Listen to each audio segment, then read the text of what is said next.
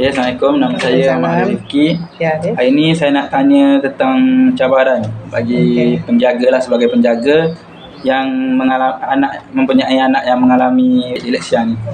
Okey, soalan pertama, apakah cabaran utama yang penjaga hadapi dalam segi pembelajaran anak tersebut? Okey. Baiklah, kalau bercakap mengenai pembelajaran, maknanya start daripada tadika ya. Waktu tadika tu itulah yang nanti nampak dia tidak dari segi membaca ya. Misalnya dia kalau mengeja Bieba, Tieta, dia nanti boleh cakap baja misalnya. Mengeja tu dia tak ada masalah, huruf dia kenal huruf. Tetapi dari segi menulis dan juga merangkaikan kata untuk membaca tu dia yang mengalami kesukaran. Tapi bagi saya tidak macam tu, macam normal ya. Sampai akhirnya masuk darjah 1. Darjah 1 still macam tu juga. Ingatkan dia akan lebih lancar membaca kan. Yang makin lama makin berkembang. Rupanya tidak. Tapi yang selama ini saya ingat dia tak pernah buat homework BM. Rupanya BM dia mungkin dia dah boleh buat. Selalu yang dia kedepankan BI, matematik. Kalau ada sains lah. Sebab sains buku-buku kan banyak gambar, tak ada masalah. Ternyata selepas saya cek buku dia punya BM tu, aktiviti semua dia boleh katakan kosong. Kalau tak kosong pun kotor lah, sebab dia banyak salah kan. Macam tu. Jadi masa dia darjah 1 tu saya terfikir kenapa ya Samad ni macam ni. Masa tu tak dapat detect dia ada belum detect lagi. Tapi saya dah tahu dia punya masalah. Q dia tulis P, B, D macam tu. Terbalik. Tertukar dengan D. Sampai sekarang pun ada juga saya baca tu masih ada sikit-sikit lah, tak macam dulu. Jadi saya cek dekat internet, saya baca-baca. Ternyata saya terjumpa perkataan disleksia. Lepas tu dalam saya baca semua, ternyata budak disleksia ini memang sekolah tu seperti tersiksa, penyiksaan, seperti neraka. Tapi dia akan berkembang selepas dia untuk belajar benda yang dia tak boleh belajar. Kalau kata pakar-pakar yang dia orang akan katakan disleksia sebenarnya budak pandai. Dia terlampau jenius, terlampau imajinasi dia terlampau bagus. Tinggi lah. Sebab inventor kan, penemu tu banyak kan diorang juga disleksia. Diorang tak suka belajar. Thomas Edison mana dia boleh baca kan. Jadi tapi kalau dah selesai sekolah maknanya dia akan berkembang. Tapi masa tu saya macam takkan anak saya ni seperti ni kan. Sebab ada saya ternampak ada kecacatan sikit dekat otak di bahagian kiri apa kanan saya lupa, membaca, menulis, memahami. Ini tak berkaitan dengan matematik. Dia ada yang ini matematik tu ada bahagian lain lagi. Jadi masa tu saya macam deny, saya macam tak boleh nak terima. Sebab kalau dari keluarga saya pun tak ada sebenarnya.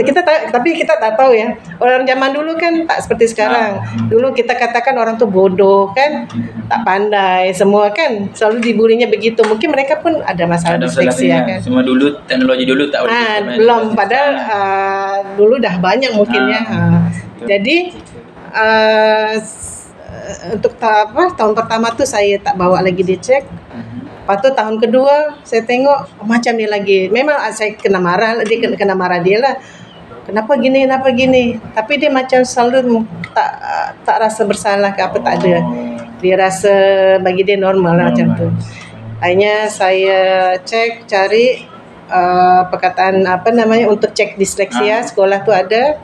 Dan saya bawa ke sana dan selepas cek memang dia ada masalah disleksia tetapi tidak severe lah, dia ringan. Dia pernah sekolah dekat sekolah macam sekolah khas ke? Tak ada. Sebab dia semua normal. Tadika normal, tadika biasa, sekolah Bukit Jelutong tu memang perdana kan, sekolah perdana namanya. Jadi memang tak ada PPKI. Jadi saya Sarmat selama 3 bulan setengah dia bersekolah di disleksia khas. Itu bukan kerajaan punya. Di sana saya kasihan ada yang darjah 6 baru tahu. Sarmat termasuk beruntung jugalah darjah 2 baru. Darjah 2 dapat detek dia ada ni yang. Tapi saya dah nampak satu keratan akbar ada budak disleksia dia boleh jadi pilot. Berarti maksudnya dia ni bukan orang kata tak pandai bodoh, cuman cara kita menyalurkan dia kemana dia minat kan, sebab kebanyakan orang disleksia ni kan dia artis ke seni semua kan, dia ada bakat tersendiri, imajinasi dia luas. Jadi sampai sekarang untuk membaca terlampau ini dia tak berapa minat lah. Tapi tak apa, semua anak-anak ada istimewa masing-masing kan. Betul. Sekarang ni dalam sekarang ni apakah dia tengah sambung belajar ke apa ke, sekarang ni dia tengah sambung belajar. Jadi gini, jadi waktu selepas SPM ni kita berfikir Sarmat ni nak pergi mana sebenarnya. Tapi kan kita dah nampak dia berenang bertanding mana-mana kan. Dia waktu tu masih under para Selangor. Lepas tu kita nampak kementerian mengatakan bahawa untuk atlet OKU dan kurang mampu dia ada jalur khas sendiri untuk masuk universiti. Betul kan? Pernah ada gitu. Jadi kolej kita pun ada. Jadi masa tu UiTM mengadakan exhibition, kita pergilah ke sana. Kita pergi sana. Lepas tu sains sukan, kita dah nampak tentang sains sukan. Dan ternyata di sana ada jalur untuk atlet, OKU. Jadi Sarmat ni dua-dua ada. Atlet boleh, OKU pun boleh. Nah, akhirnya okey Mat. Sebab saya yakin UPU dia takkan lepas.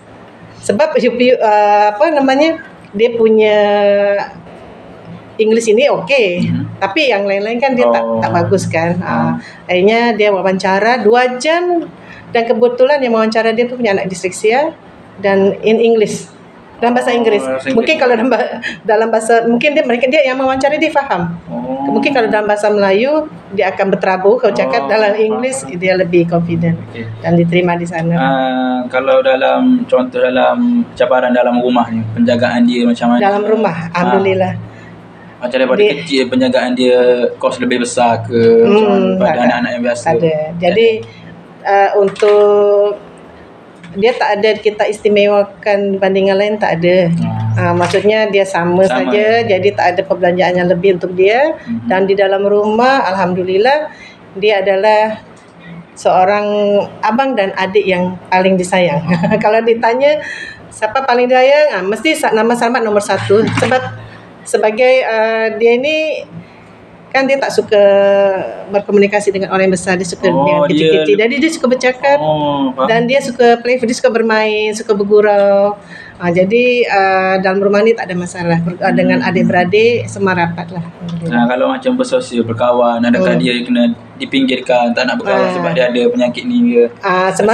Semua tak ada yang tahu dia ada ini kan. Itu bukan penyakit. Itu sebenarnya kan masalah pembelajaran saja.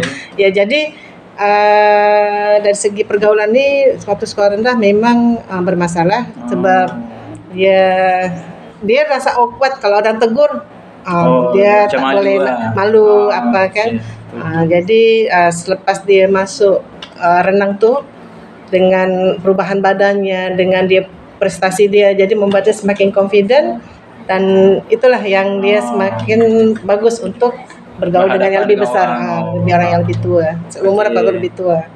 Ni apa boleh yang dikongsi nasihat kepada yang ibu bapa yang ada anak seperti anak puan, apa yang boleh kongsi puan masyarakat di luar sana?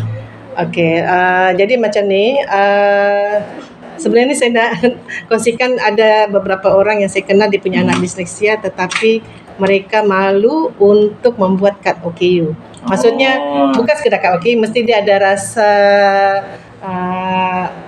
kalau kad OKU maknanya dia diumumkan lah.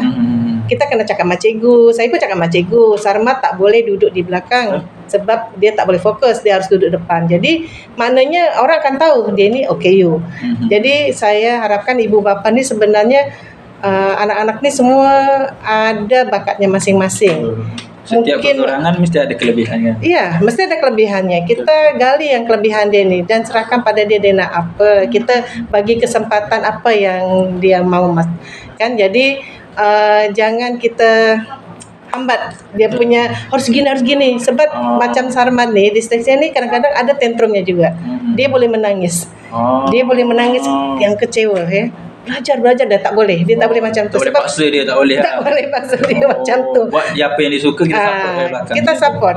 Macam dia pergi kelas renang tiap hari, saya tak kisah, yang penting anak saya ni dia ada masa depan. Betul. Dan kita harus sokong dari belakang kan. Ya, itulah yang ibu bapa kena buat. Jangan jangan merasa malu. Ya, punya anak seperti itu sebab dia tuh itu orang kelebihan upaya, itu yang kita dari kecil. Kelebihan dia terlebih maknanya dia ada kelebihan. Jadi jangan malu punya anak seperti ini, dan kita harus sokong apa yang dia punya bakat macam tu. Okey. Nah, itu saja daripada sesi saya. Terima kasih puan kerana berkongsi cerita tentang ni. Okey, Assalamualaikum. Waalaikumsalam.